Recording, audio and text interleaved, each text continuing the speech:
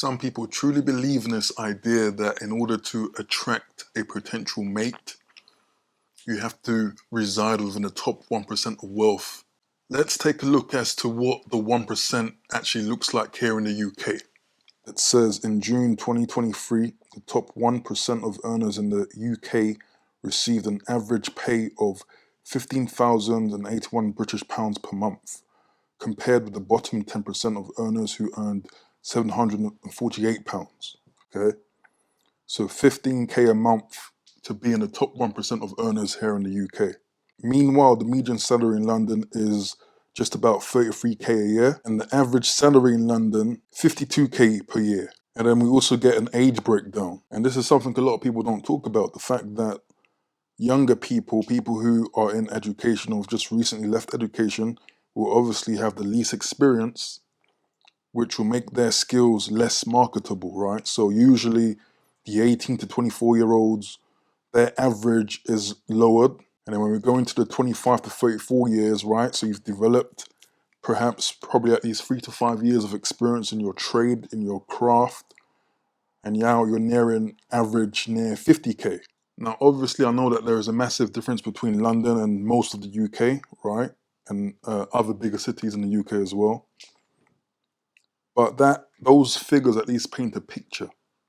Because I'm here to tell you that homeless people can attract women. Guy cleaning the shop floor most probably has a loyal lady, if not wife, back home. Honestly, man, I think social media has been a gift and a curse. The gift is the fact that information and communication can be transmitted in such great speeds, right? But the curse is the source of the information. You never know what type of person is saying these type of things.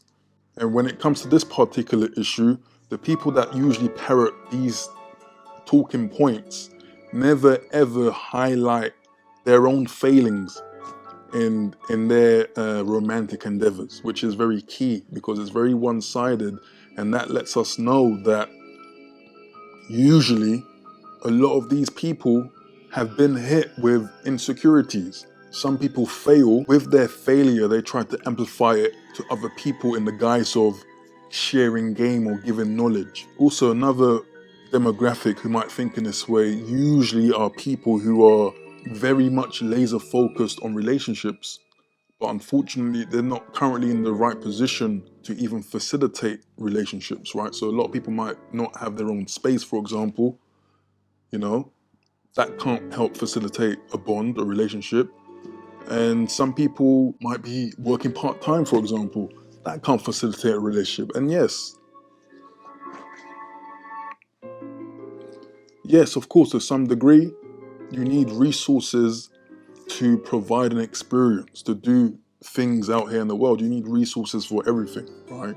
But going out to eat, say, once every other week is far from being in the 1%, you know, unless you're going somewhere like Gauchos every evening or something like that. I'm not trying to sell you a dream. All I'm pretty much saying is that the sane and the reasonable type of women that I'm sure you probably want to be in a relationship with won't have these crazy requirements of you where they are expecting you to make about 10 times more than the average person in the environment. That's just not reasonable, and I don't believe that most women think in this way.